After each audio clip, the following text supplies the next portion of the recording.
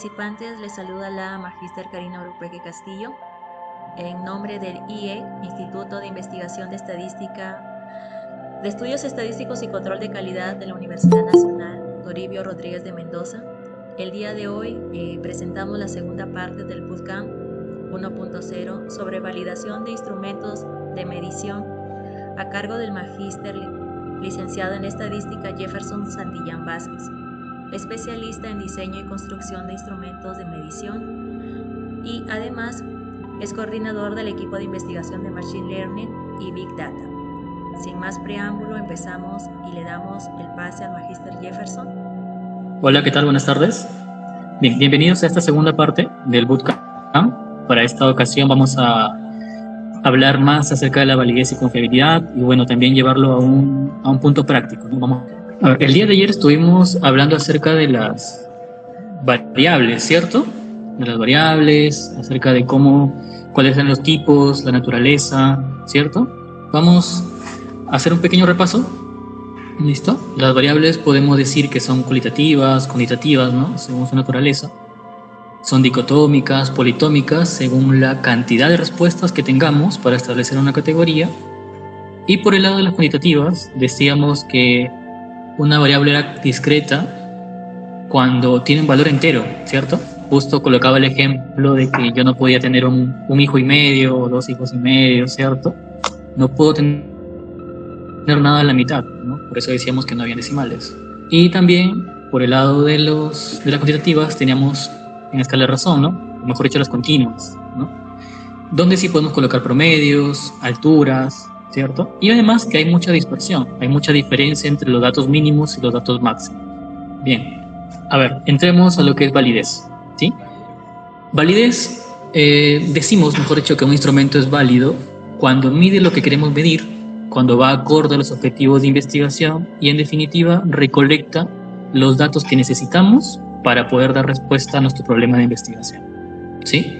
Si no establecemos bien esto del instrumento, no vamos a recolectar datos que nos sirvan, por lo tanto no son datos de calidad y por ende la respuesta que vamos a dar tampoco lo es.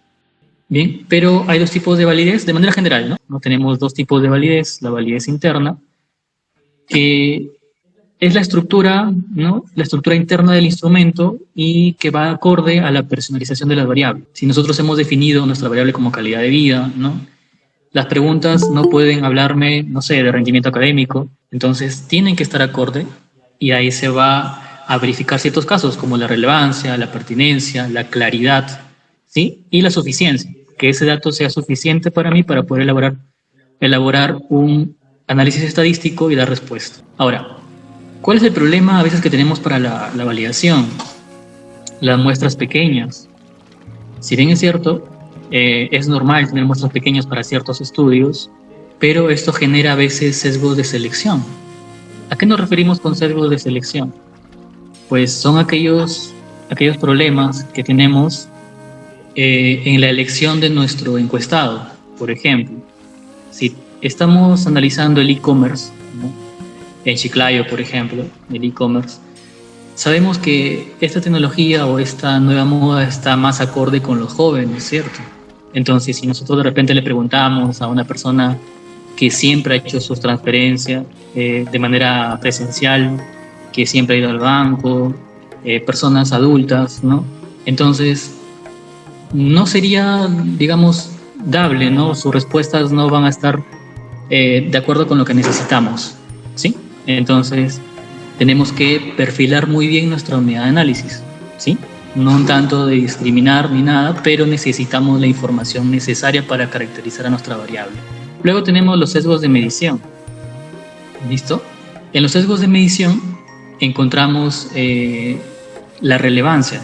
De verdad es importante preguntarle qué opina del e-commerce, ¿no? Se supone de que si yo estoy buscando caracterizar mi e-commerce es porque el encuestado tiene alguna idea, ¿no? Tiene una idea base, ¿no? Entiende cómo funciona, ¿no? Entonces, mis preguntas deben estar direccionadas a personas que conocen del tema, ¿cierto? Para que cuando escuchen mis preguntas puedan enlazarlas, relacionarlas con el conocimiento que ya tienen. Luego tenemos los sesgos de confusión, que generalmente están cuando hacemos una traducción de un instrumento en inglés, por ejemplo, ¿no?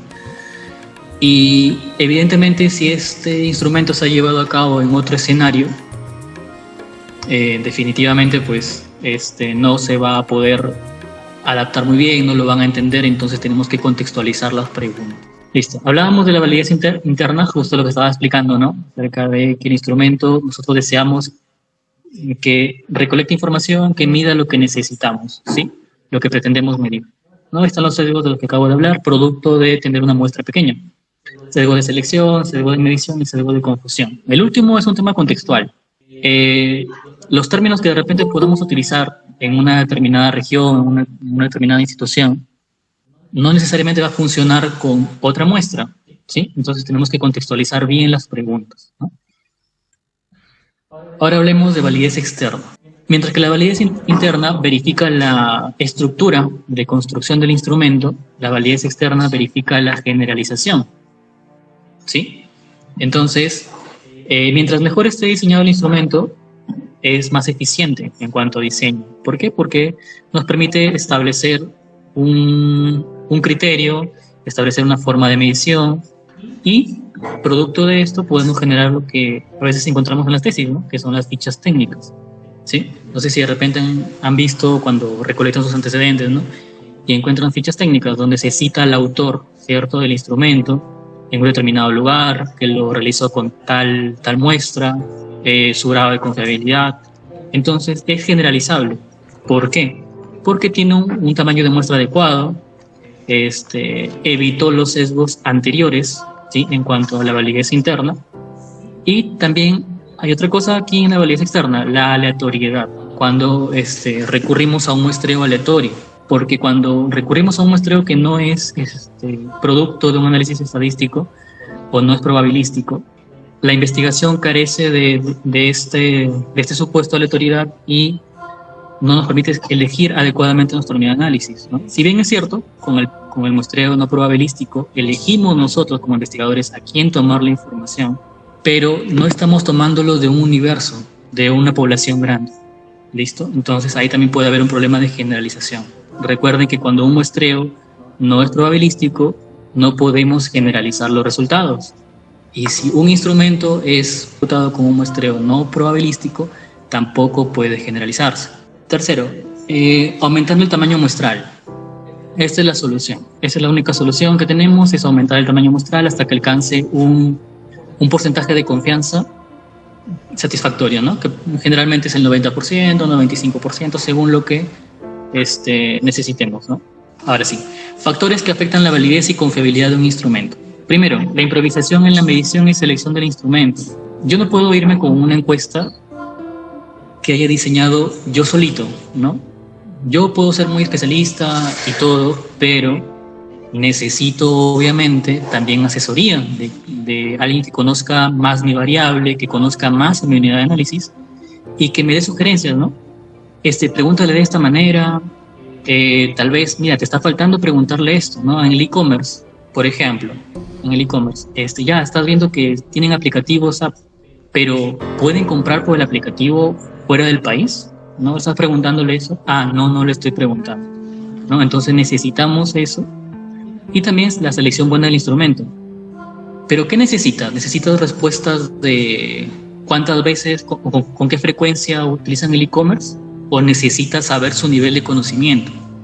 No, me interesa saber cuánto conocen al e-commerce. Entonces no necesariamente tiene que ser un cuestionario. De repente una entrevista puede generarte más información. Segundo, utilización de instrumentos extranjeros sin previa adaptación y estandarización. Está muy bien que tengamos el traductor de Google y todo eso, ¿no? Y normal, podemos traducir cada una de las preguntas y colocarlos, ¿no?, en una nueva ficha y empezar a encuestar. ¿Cuál es el problema?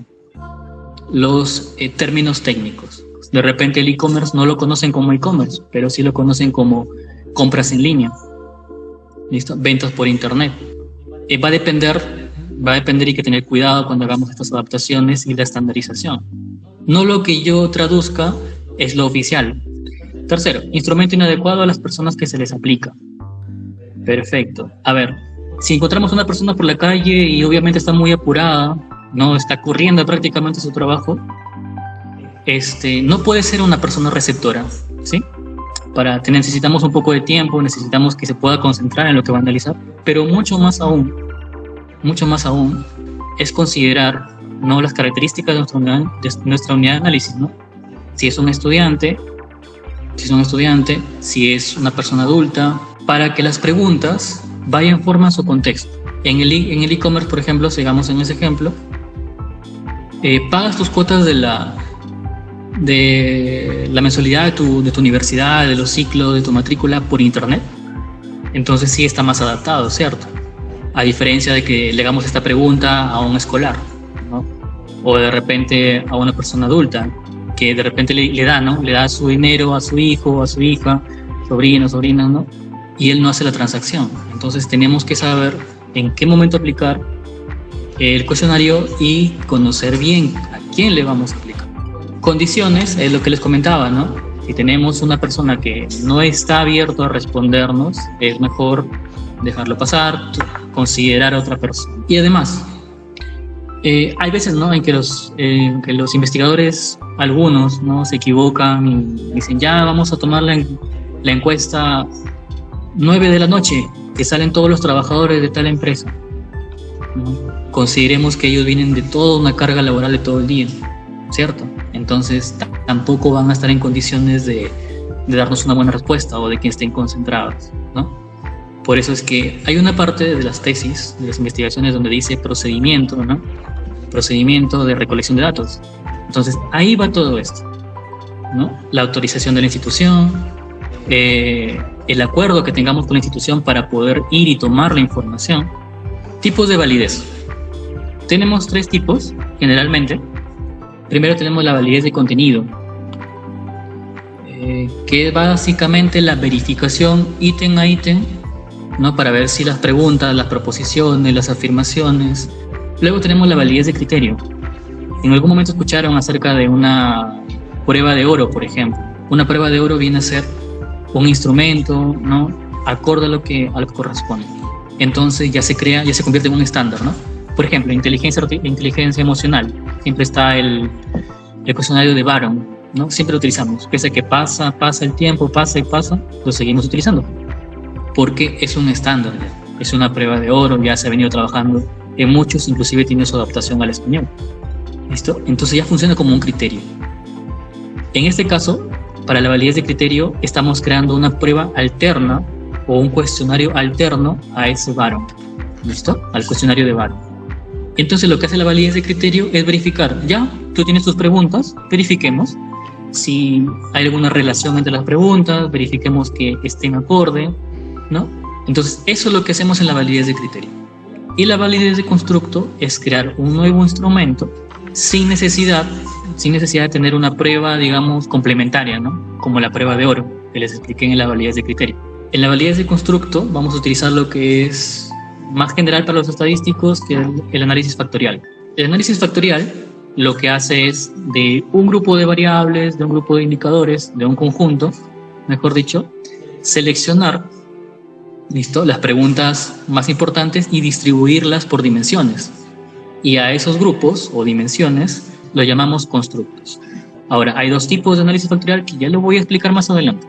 Cuando nosotros realizamos nuestra aplicación y tomamos la información, recolección de datos, ¿sí?, pero ya lo llamaremos muestra oficial, ¿no? La muestra de aplicación, la muestra de investigación. Pero antes de llevarlo a la aplicación, ya a recolectar a campo, mejor dicho, necesito una prueba piloto, ¿no?, para ver si mis unidades de análisis, las personas, los integrantes, a quienes está dirigido el instrumento, lo entienden. Porque el instrumento lo has creado tú y tú lo vas a entender. Tú sabes a ojos cerrados qué es lo que quieres preguntar, dónde está cada pregunta, ¿listo? Pero recordemos que la unidad de análisis va a tener una sola interacción con tu prueba. A ver, ¿qué vemos aquí? Por ejemplo, sirve para evaluar aspectos técnicos, mejorar y corregir todas las deficiencias posibles. Si no te entendió algún término, mejor lo cambias, aprovecha esta prueba piloto para cambiarlo. ¿Qué preguntas no le quedaron claras, ¿no? Por ejemplo, quedó en dudas, no supo si contestarte indiferente o muy satisfecho respecto a un caso. Entonces decides quitar la pregunta, decides cambiarla, expresarla mejor. Según autores, se debe aplicar a 10 unidades de análisis lo más homogéneas posibles. ¿A qué nos referimos con homogéneas? Que vayan acorde al perfil de investigación que tú estás acordando, ¿no? Que tú estás fijando en tu investigación. ¿Bien? O si son parte de tu población, muchísimo mejor, porque ya podrían ser seleccionados, ¿cierto? Por otro lado, también se puede tomar como referencia el error muestral. Recordemos que en la muestra nosotros pactamos un porcentaje de error, ¿no? Que a veces es el 10%, suponiendo. 10% de 100 vendría a ser 10, ¿no? Entonces, podrías hacer tu... Algunos autores dicen esto, ¿no? Que podrías hacerlo con 10 encuestas, ¿no? Para conocer a tu muestra. Ahora, el que hagamos una prueba piloto, que nosotros la desarrollemos, no significa de que tu instrumento ya esté listo. Bien, ahorita vamos a ver qué pasos continúan. Simplemente esto es un aperitivo nada más. Por ejemplo, podemos preguntarnos también, ¿los encuestados comprenden el objetivo de la encuesta? Con las preguntas, ¿entienden lo que yo quiero investigar? ¿Se sienten a gusto de responderlas? Porque hay otros que a veces ven tu encuesta y tu encuesta son de 50 preguntas y te dicen, hasta ahí nomás, señor, no tengo todo el día para estar contestando la pregunta. Son muchas preguntas, pero son preguntas amigables, ¿no? Son coyunturales, ¿listo? Son interesantes. Entonces, si son así, pese a que no tenga la disponibilidad desde un inicio, ese interés va a ir despertando conforme avancen las preguntas. La redacción es clara, las opciones de respuesta se relacionan con las experiencias de los encuestados, también puede ser. ¿Por qué experiencias? Porque si nosotros asumimos un contexto de investigación, entonces es un problema de investigación y también es parte de la cultura, ¿sí? Entonces, nuestro encuestado de repente ha tenido un tope con ese contexto, con ese problema, ¿listo? Entonces nos puede relatar una experiencia también. A ver, en cuanto a la aplicación del alfa de Cronbach, recordemos que es una fórmula y por tanto es una estructura matemática, ¿cierto? Entonces, mientras le ingresemos números, el algoritmo va a funcionar, ¿cierto? Ahora, aplicarlo directamente en una muestra piloto de 10, 15 individuos. A ver, recordemos que para una muestra piloto, sí podemos utilizar el 10% de tu población. Entonces, podría ser que lo podamos utilizar, pero no es definitivo, ¿ya? No es definitivo porque tendrías que hacer tu proceso de validación primero y haber elegido muy bien a tu muestra piloto, ¿sí? Si esa es una muestra piloto, le estás decidiendo, ya voy a elegir a 10, 15 personas que me encuentren en la calle, los que voy pasando, no es representativo, ¿cierto? Entonces, el algoritmo va a funcionar, te va a dar una idea, pero la cantidad ideal ya la voy a revelar, ¿sí? Para una cantidad ideal, para un alfa de Cronbach, es multiplicar 5 por la cantidad de ítems, ¿sí? Si bien es cierto en pantalla están viendo, ¿no? Y de repente miran, no, profesor, pero tú estás colocando ahí que son 10 unidades de análisis y ahorita voy a encuestar 10. Es lo que tenemos de los autores, ¿sí? Ahora, en la cancha, en el campo y ALICE, lo que se sugiere para una alfa de Cronbach es multiplicar 5 por la cantidad de ítems. Si tú tienes 20 ítems, 20 por 5 serían 100.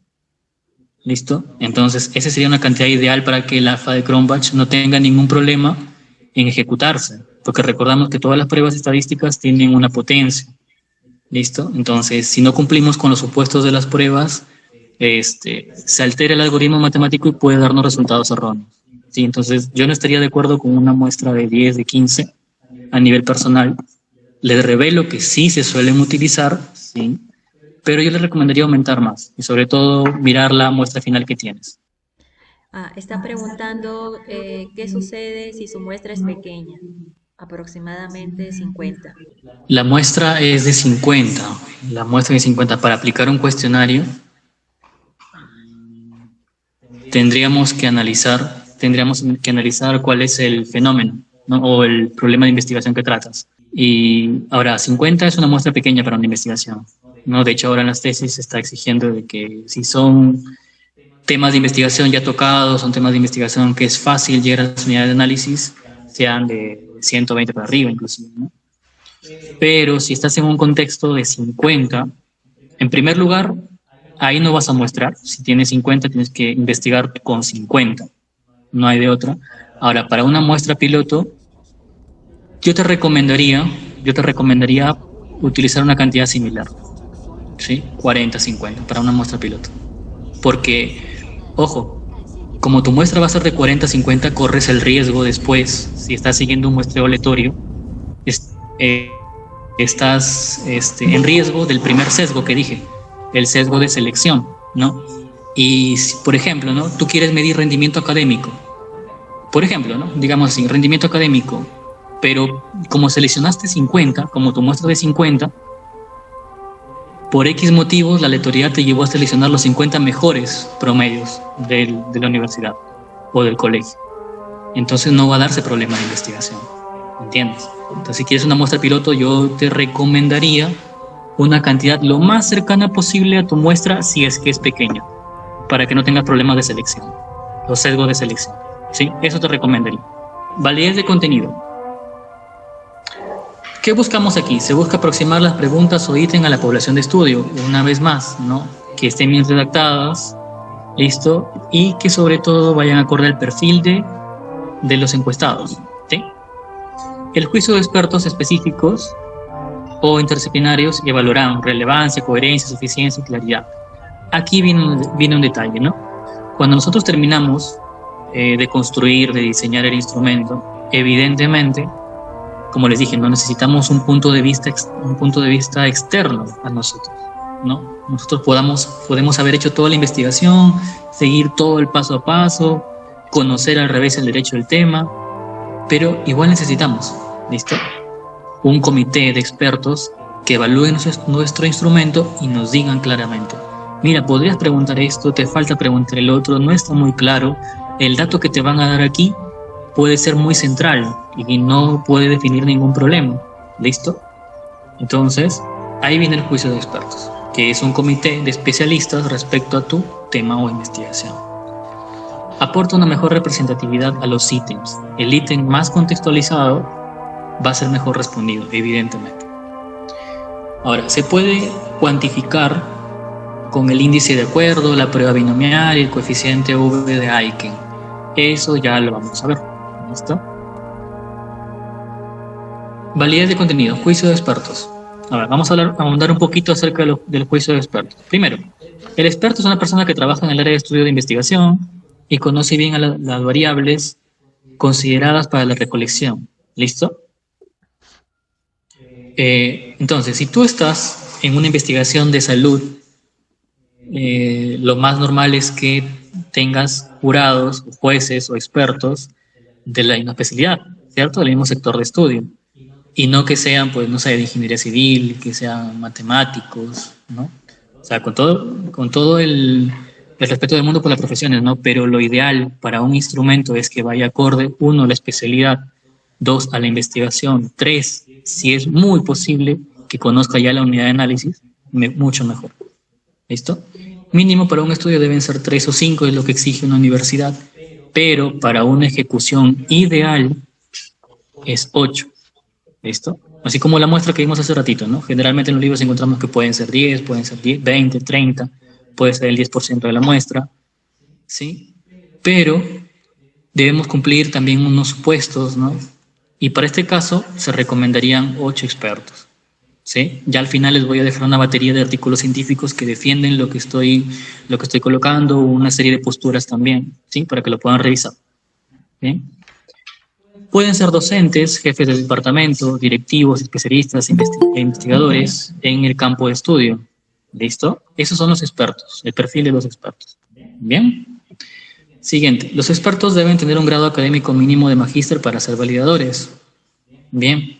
¿Por qué? Porque ya tiene encima, ¿no?, una mochila de investigaciones, ¿no? Su tesis de bachiller, tesis de titulación, tesis de maestría, más investigaciones. Entonces, ya está adaptado, ¿no?, al tema de investigación. ¿Listo?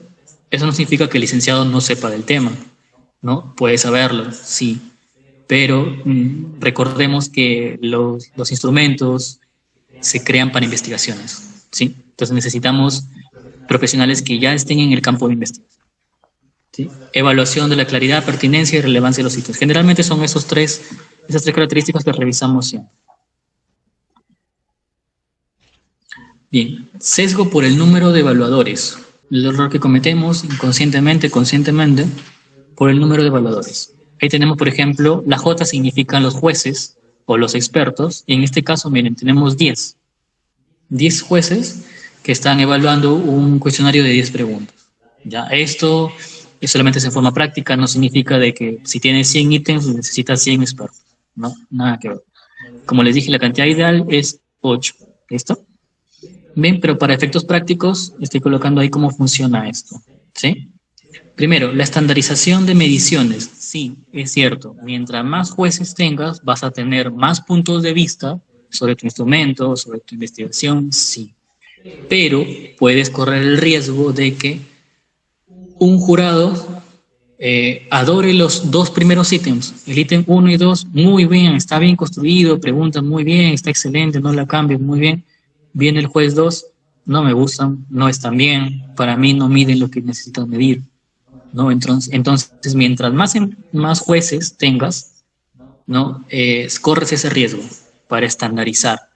Uy, pero cuatro jueces me han dicho que están de acuerdo con todos mis ítems, pero tengo el número 5 y ese número 5 me está diciendo que no, que cambie, ¿no? Entonces, por eso es que cada vez, ¿no?, que uno va con un juez, va con una evidencia, ¿no?, con una ficha de sugerencias. Y entonces sí tienes que considerar, ¿no?, lo que te está diciendo el juez número 5, ¿no?, que en este caso se está oponiendo a tus ítems. No, mira, cambia esto, cambia el otro. Esas observaciones le llevas a los demás jueces para ver cómo solucionarlo en conjunto. Sí, se tiene que hacer eso. Luego tenemos el proceso de capacitación. Hablamos de un proceso de capacitación donde tú también le tienes que explicar a tu juez, ¿no? Mira, el ítem 1 lo estoy colocando por ese motivo, el ítem 2 también por esto. Tú defender porque lo tienes que capacitar de alguna manera, ya que tu juez se está enfrentando por primera vez a tu investigación, una investigación que tú ya de repente le tienes dedicando 3 meses y tu juez recién lo va a ver. ¿Listo? Entonces, de ese proceso de capacitación es el que hablamos. También tú tienes que comentarle del caso. Siguiente, evaluaciones semejantes entre los diferentes evaluadores. Ya, ese es lo que esperaríamos todos, ¿no? Que todos tengan la misma posición, que todos miren el instrumento de la misma forma para que me den los mismos errores y los mismos aciertos. Es aplicar un índice de acuerdo. Como vemos, por ítems estamos colocando una columna A, que significa acuerdos. ¿Cuántos acuerdos tengo? Por ejemplo, en el ítem 1 tenemos 9, ¿sí? 9 de 10. Es decir, 9 de los 10 jueces están aceptando mi ítem. Esto tiene un 0.9. ¿Ya? Lo más cercano a 1 debe estar lo más cercano a 1 o ser 1. Y como vemos, el ítem número 4 tiene 6 aciertos. O sea, 6 jueces te están diciendo que está bien tu ítem. ¿Listo? Tiene 0.6, pero lo ideal es que este indicador esté por encima del 0.7. Tú tendrías la decisión de sacar ese ítem o reformularlo. ¿Listo? Esto es para cuando tienes varios jueces, o también lo puedes aplicar cuando tienes 3, 4, no hay ningún problema, no hay ningún límite, simplemente es para que tú veas cómo te están observando los ítems, ¿no?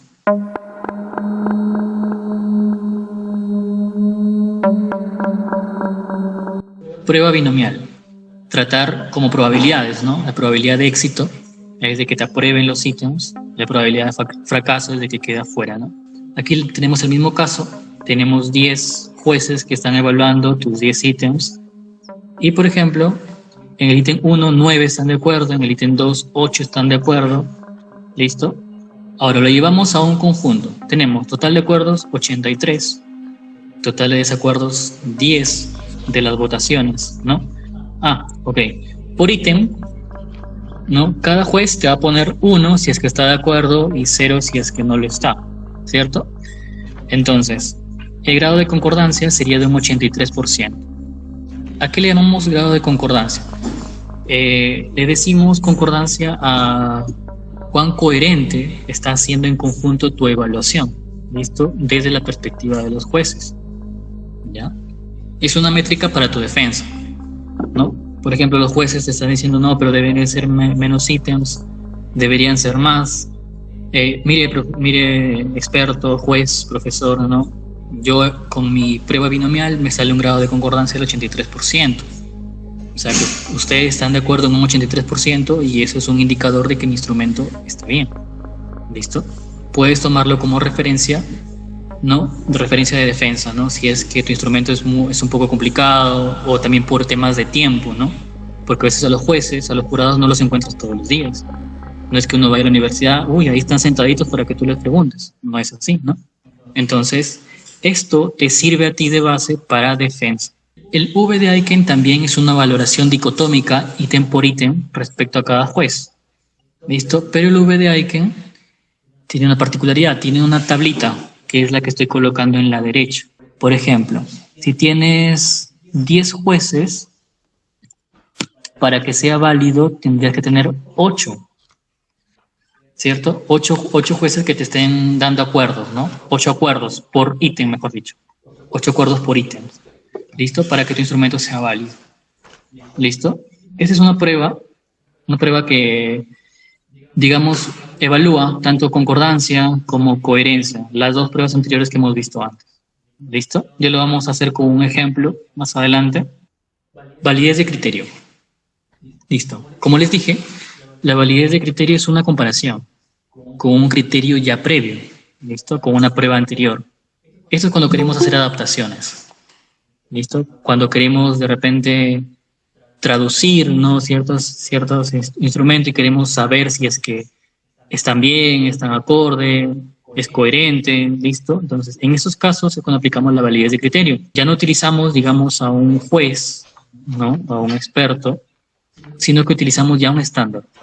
El estándar es el que nos va a decir si es que nuestra prueba está bien realizada o no. Evaluemos a ver qué dice. Se establece a validar una medición comparándola con algún criterio externo. Ese criterio externo le llamamos prueba de oro o golden standard y medimos un grado de concordancia. Tercero, validez concurrente. Ya, la validez concurrente ya les voy a explicar con un ejemplito. Es una comparación con un criterio en un momento fijo, mientras que la validez predictiva necesitamos una valoración de una unidad de análisis. ¿A qué me refiero con esto? Que la validez concurrente necesitamos los valores conseguidos con otro instrumento, ¿sí? Para compararlos. Bien, mientras que la validez predictiva lo que hace es que nuestra unidad de análisis, nuestro encuestado, nos diga si es que está bien la pregunta o no. ¿Listo? Porque también ellos nos pueden decir, como les dije antes, ¿no? Cuando tu prueba piloto, te das cuenta si te entendió o no. Si te das cuenta si es que estuvo claro o no.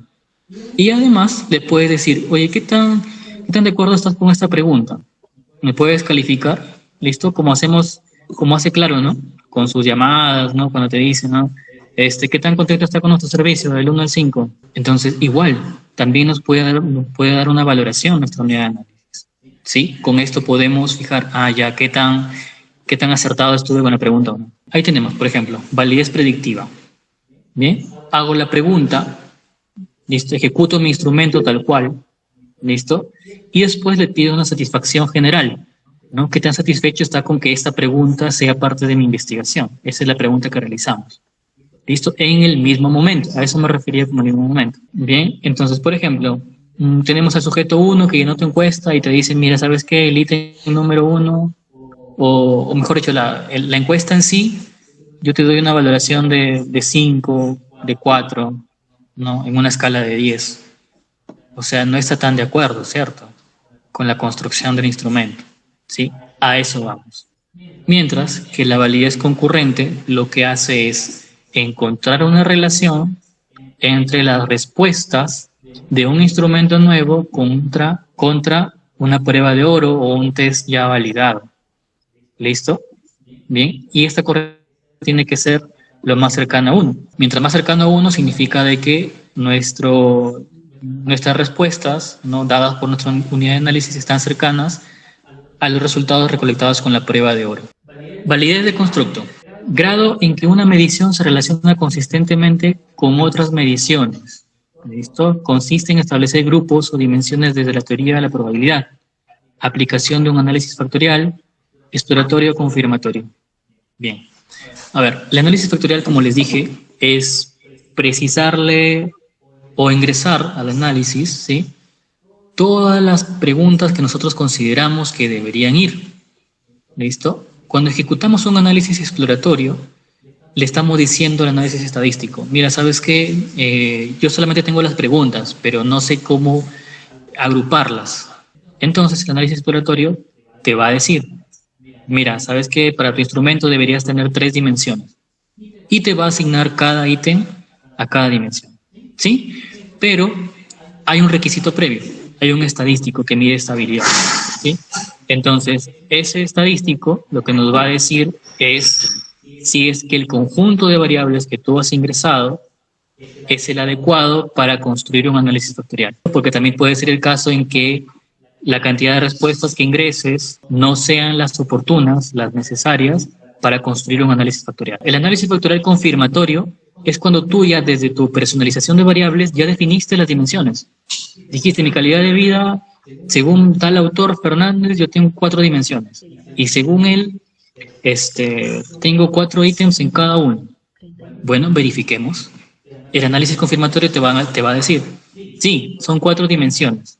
Y sí, son 4 ítems por cada uno y estos son los ítems que deberían ir en cada dimensión.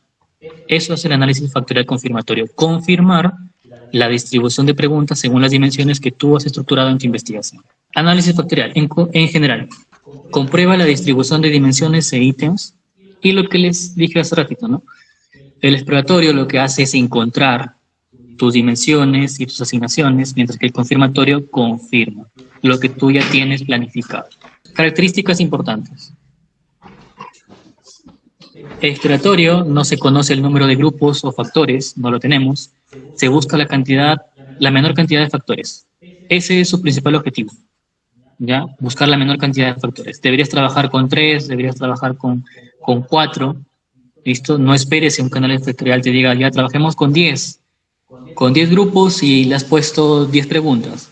No, ¿cierto?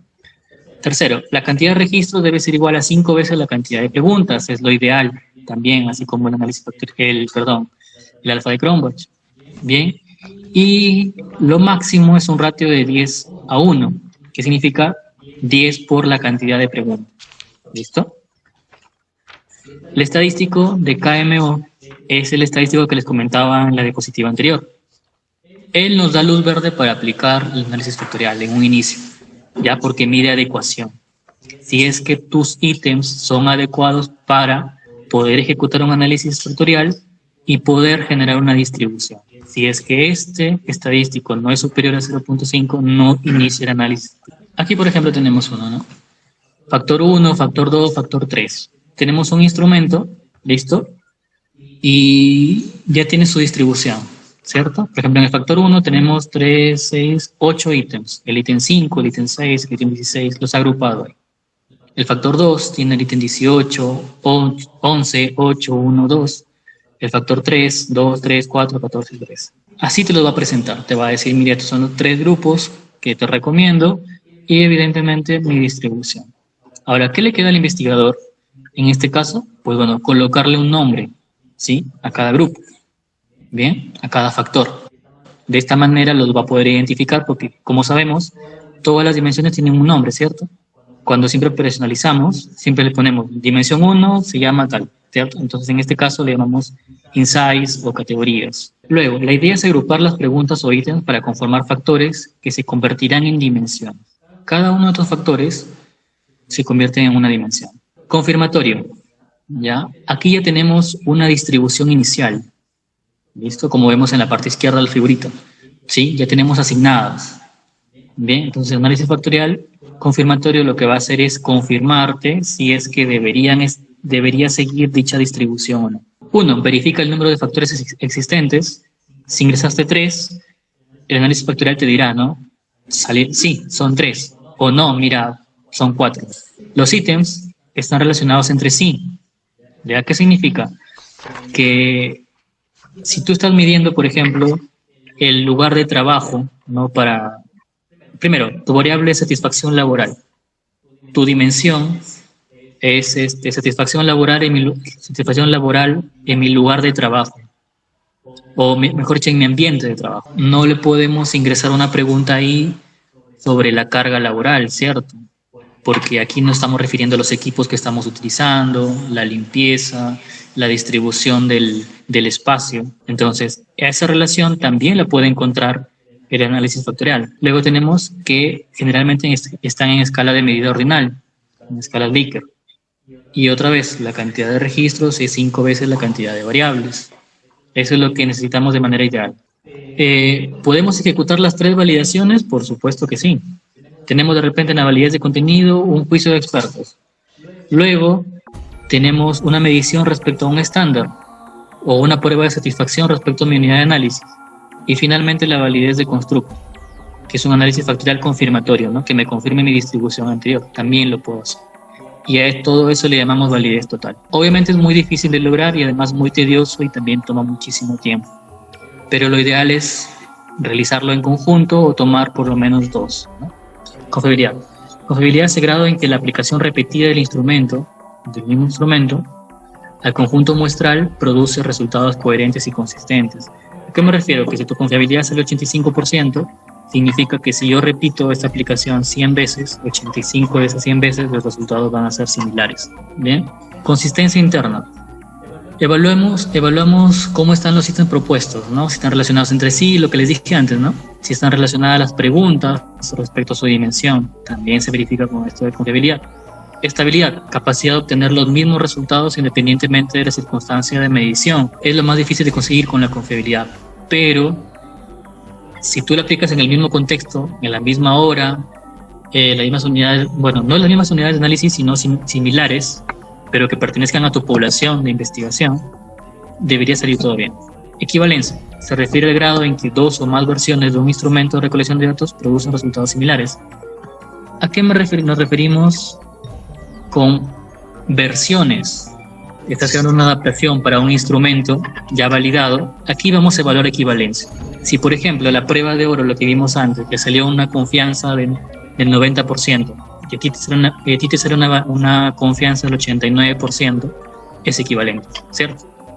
Ahora, conexión entre jueces. Es la concordancia de los resultados entre los evaluadores o jueces implicados en una validación.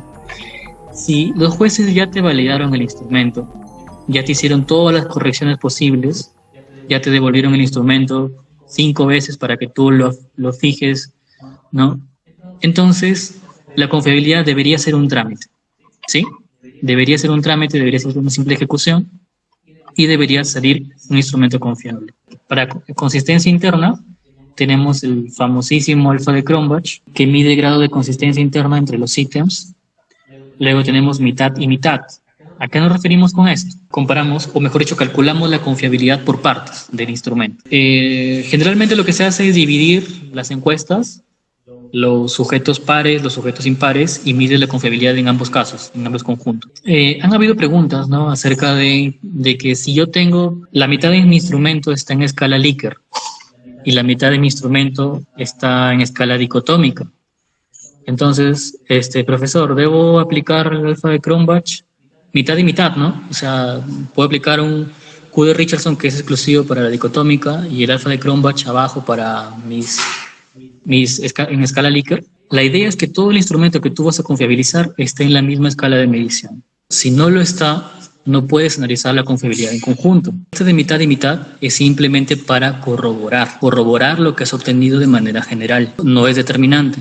Entonces, si tú tienes preguntas abiertas y en diferente escala que otras preguntas dentro de tu mismo instrumento, no le puedes aplicar un alfa de Cronbach. Sí, el algoritmo matemático te lo va a dar. No, pero yo lo he puesto en mi SPSS y sí sale. Sí, lógico, te va a salir, porque el programa no hace esa diferencia que tú puedes ser como experto, ¿no? Lo ideal es tener todo mi instrumento en una sola escala. Ahora, el Q de Richardson es exclusivo para variables dicotómicas y luego tenemos la correlación inter-ítems. En este caso, lo que evaluamos es que estén correlacionados, ¿sí? Por ejemplo, mis ítems de la primera dimensión, lo que les dije antes, ¿no?, en el análisis factorial, se supone de que están relacionados, en teoría. Pero ahora, las respuestas que me tienen que dar deben estar relacionadas también entre sí. Si mi ítem 1 y mi ítem 2 conforman mi primera dimensión, entonces si yo las relaciono, aplico un coeficiente de correlación entre los ítems, deberían también estar relacionados matemáticamente. Y finalmente tenemos la estabilidad, test-retest.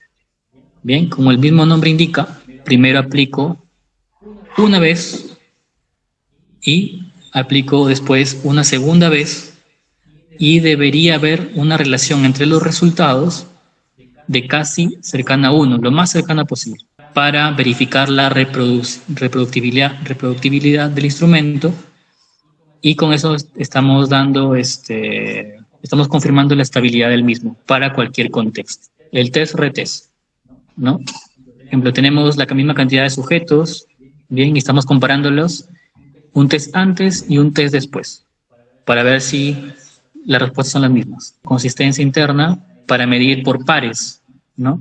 Por partes, en dos mitades, ¿no? Lo que les comentaba, dividimos a los ítems por los sujetos, mejor dicho, dividimos las encuestas, perdón, por los sujetos, ¿no? Sujetos pares, sujetos impares. ¿A qué me refiero? Por ejemplo, el que me contestó el cuestionario 1, impar.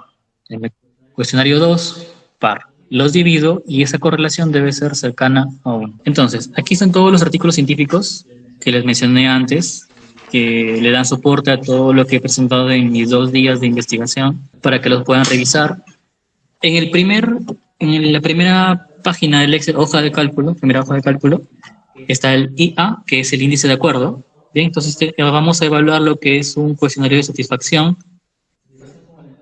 con el entorno de trabajo. Ahí tenemos un pequeño cuestionario de 10 preguntas y vamos a validar cada ítem. Tenemos los 10 jueces aquí y aquí tenemos las votaciones. El VDIQ no solamente te va a decir qué votaron tus jueces, ¿cierto? Respecto a cada ítem, lo que vimos en el índice de acuerdo, qué tan de acuerdo están, sino que también te va a dar las características de ese instrumento, qué tan claro, qué tan pertinente y qué tan relevante. En la parte final tenemos en la pertinencia 0.73. Sí pasaría porque lo mínimo es un 0.7. Luego tenemos la relevancia, un 0.97, y ahí estaba diciendo de que no puede ser 1, está bien que sea 0.97 porque 1 es perfecto, ¿no? Y la perfección, pues bueno, en estadística existe, ¿sí? Entonces, en claridad sale 0.69, pero si lo redondeamos, rozando pasa el 0.7, ¿no? Entonces, lo ideal es que los 3 indicadores estén por arriba del 0.7. En este caso estamos evaluando lo que es la satisfacción con la carga laboral. ¿Listo? La carga laboral. Bien, entonces diríamos acá como interpretación: el instrumento es claro en conjunto porque tiene un índice superior o igual a 0.7. También es pertinente y también es relevante. Ahora, en conjunto, el instrumento tiene una validez de 0.80. Por lo tanto, es válido y aplicable para una resolución de confianza. Acuérdense que esto del IA, del índice de acuerdo, el VDIQ, simplemente es luz verde, ¿eh? No te vayas con esto a tu universidad a decir, ya está validado, con esto ya queda. Mis expertos me dijeron, ya soy un crack armando encuestas. No. Simplemente el luz verde para que tú puedas aplicar tu valor de confianza. Validación predictiva es pedirle una valoración a cada sujeto, ¿sí? A cada persona que conforma nuestro conjunto muestral, ¿sí? Entonces, él nos contesta, ¿no? Por ejemplo, el individuo 1 nos contestó 4, 3, 2, 5, en una escala Likert, obviamente, ¿sí? Y toda su puntuación sale 27. Y nos da una valoración final del instrumento de 3 puntos, ¿sí? Ahí está la valoración arriba que dice el 1 al 5. Entonces, lo que se está haciendo es una correlación entre la satisfacción con el cálculo total del instrumento. Es una medida arbitraria para saber cuál es su grado de satisfacción con el instrumento de nuestra unidad de análisis. Esto nos sirve para poder redactar mejor, tal vez, ¿no? Hacerle algunos ajustes. Y hay que preocuparnos cuando nos dé un 1, ¿sí? Porque significa que no estaba nada satisfecho. Luego tenemos la validez concurrente. Por ejemplo, aquí tenemos un cuestionario de percepción de estrés, pero al costadito tenemos de amarillo su prueba de oro, es decir, de dónde nació. La primera es una adaptación y la segunda es la original. Y nosotros queremos saber qué tan cercano estamos a la versión original. Tomamos la sumatoria de cada uno de los sujetos de la primera adaptación y de la original. Y esto debería estar correlacionado como vemos, hay una correlación de 0.84. 0.84 es cercano a 1, por lo que sería una adaptación concurrente aceptable. El coeficiente de correlación a nivel estadístico igual tiene supuestos. Ya está bien con la fórmula Excel, no, pero mi Excel ya lo hizo, ya lo sacó, entonces ya lo tengo. Sí, como les dije, a nivel de algoritmo, a nivel de programación, él va a correr siempre el aspecto matemático, pero hay que verificar los supuestos de coeficiente de correlación, por favor. No vayan un día, ya el estadístico Jefferson me dijo que con ese ya estaba y suficiente. No, ya hay que verificar un poquito más de teoría. Aquí tenemos el alfa de Cronbach, que es exclusivo para escala Likert, pero hay una cosita aquí. Para algunos autores dicen que este alfa de Cronbach no debería utilizarse. ¿Por qué? Si tú tienes una escala Likert y está diciendo, ¿no? Uno es muy insatisfecho, el 2 es poco satisfecho, perdón, insatisfecho, ¿no? 3 indiferente, 4 satisfecho, 5 muy satisfecho. Pero te dicen de que el alfa de Cronbach utiliza promedios y variabilidad, ¿no? Pero si hay promedio y variabilidad, y los promedios y variabilidad se aplican a variables cuantitativas, ¿cierto? Entonces yo no puedo promediar, porque ahí en promedio me va a dar 2.5, pero ¿y 2.5 qué es? Promedio de las letras, no me va a salir nada, ¿cierto? Entonces hay que resolver y hay que verificar la información sobre el alfa de Cronbach ordinal, porque ellos trabajan con rangos. Aquí le estamos dando la aplicación para lo que son valoraciones, ¿no? Cuando le pides una valoración del 1 al 5, ahí estoy colocando clarito, ¿no? Porque de repente van a otro lado y dicen, no, pero a mí me enseñaron el alfa de Cronbach que sea el único, el directo, y van y me acusan, no, tal estadístico nos dijo, y se cae todo. Entonces les estoy diciendo de que esta aplicación es para valoraciones. Ojo, para valoraciones. El otro alfa de Cronbach, sí, vamos a hacer un bootcamp 2.0 y de repente hablemos sobre el alfa de Cronbach ordinal, ¿no? Y a hacer una aplicación sobre ello porque es un poco más complejo. Entonces ya está listo, aquí estamos colocando lo que nos ha contestado el primer sujeto, ¿no? La primera persona, ¿no? Y así sucesivamente. Al costado estamos calculando lo que son las sumas totales. Las sumas totales, de ahí por ítem también estamos calculando la varianza. Entonces tenemos que juntar todos los indicadores de la fórmula final. De esos indicadores estamos calculando la fórmula y nos está saliendo un alfa de Cronbach de 0.77. Bacán, significa confiable. Entonces este instrumento significa que de 100 veces que yo realice o aplique ese instrumento, 78, si lo redondeamos, 78 vamos a obtener los mismos resultados o resultados coherentes. Ahora, muchas veces dicen, ¿no? ¿Pero a qué te refieres con resultados similares, resultados coherentes? Se supone de que ya esto pasó por un proceso de validación. Entonces ya estamos seguros de que el instrumento mide lo que queremos medir. Entonces nos debería entregar resultados que sumen a nuestra investigación. A eso nos referimos con resultados similares, resultados parecidos. Listo, nos tiene que brindar la misma coherencia en cada repetición. Y bueno, aquí tenemos la alterna, ¿no? Que es el KR20 o el Q de Richardson. Listo. En acuérdense que es para las dicotómicas, ¿no? Preguntas de sí y no. Estamos evaluando, por ejemplo, calidad de vida aquí, ¿no? Y estamos evaluando sobre 10 ítems, ¿no? Con una muestra de 10. Ya les comenté, ¿no? La muestra piloto, si tu muestra es pequeña de por sí, ya de investigación, tiene que ser lo más cercana a esa muestra pequeña. Si tienes 40 para tu muestra de investigación principal, no, ya 10% me dijo, entonces 4 encuestas nada más para mi muestra piloto. No, tu muestra piloto tiene que ser lo más cercana a esa muestra pequeña. Lo más cercana a esa muestra pequeña. Es decir, deberías trabajar con 40 o con casi 40. Pero si tienes una muestra grande, ¿no? Y le llamamos muestra grande, por ejemplo, 200, ¿no? 150 para arriba. Ahí sería recomendable aplicar un 10% de repente de la muestra, ¿sí? Entonces, para tu muestra piloto, ¿sí? Por favor, ¿ya? Porque el algoritmo sí va a correr. O sea, el aspecto matemático sí va a dar normal, pero lo que te puedes equivocar es en los sesgos, que ya lo hablamos, ¿sí? Hay que tener mucho cuidado con los sesgos de selección. Porque hay casos en que el alfa de Cronbach lo aplicas con poca muestra muestra, por ejemplo, con 10 ahorita, y tú te vas bien feliz. Ah, ya, chévere, salió, uy, excelente. 90%, genial, estoy muy bien, ya, bacán, vas, recolectas los datos, una desgracia. Entonces, espero de verdad de corazón que puedan aprovechar este material, tanto el material como este Excel que les estoy brindando, de verdad. Una consulta, profesor, en caso uno quiere hacer una validación de constructo y quiere hallar la confiabilidad, ¿puedo tomar el coeficiente alfa de Cronbach? Si es que estás en un caso de valoración, como por ejemplo este que estamos colocando de ejemplo, que les digo que es una valoración, sí puede ir, evidentemente, sí, claro que sí, no hay ningún problema, sí podría ir. Ahora, el análisis factorial también funciona con variables ordinales, o sea, si estás en escala Likert también va a dar, pero cuando calcules la confiabilidad directa, listo, en tu instrumento tienes que hacerlo con el alfa ordinal, ya, porque justamente es alfa ordinal para variables ordinales.